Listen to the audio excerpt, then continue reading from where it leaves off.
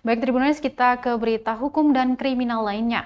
Divonis bervariasi, hakim menyatakan 2 pegawai Balai Jalan Maluku terlibat narkoba dari Lapas Ambon.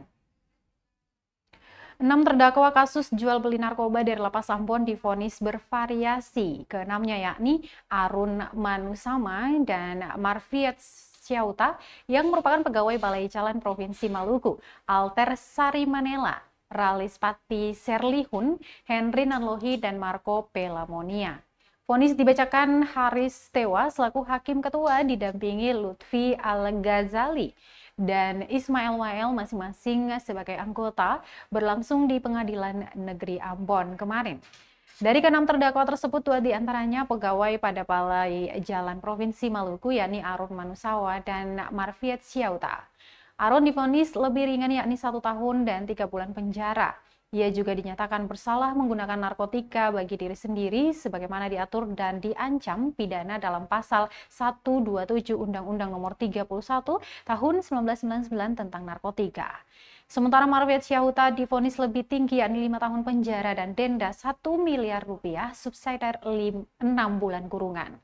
Vonis Marfiat lebih tinggi lantaran Marfiat dinyatakan sebagai perantara dalam kasus tersebut. Selanjutnya untuk terdakwa Henry Nanlohi divonis 5 tahun penjara dan denda 1 miliar rupiah subsidiar 6 bulan. Sementara untuk 3 terdakwa lainnya juga dinyatakan terbukti secara sah dan meyakinkan bersalah melakukan tindak pidana sebagaimana dakwaan kedua jaksa penuntut umum dalam pasal 114 ayat 1 JO pasal 144 ayat 1 Undang-Undang Republik Indonesia Nomor 35 Tahun 2009 tentang narkotika. Ketiganya juga merupakan residivis dalam kasus yang sama. Mereka yakni Marco Pelamonia, Relis Pati Serlihun, dan Alter Sarimanela. Marco Pelamonia dan Alter divonis 7 tahun penjara dan denda 1 miliar rupiah subsidiar 6 bulan kurungan. Sementara Relis divonis 6 tahun dan denda 1 miliar rupiah subsidiar 6 bulan. Atas vonis Majelis Hakim, Tribuners hanya Alter yang langsung mengajukan banding. Sementara sisanya masih pikir-pikir. Sidang kemudian ditutup.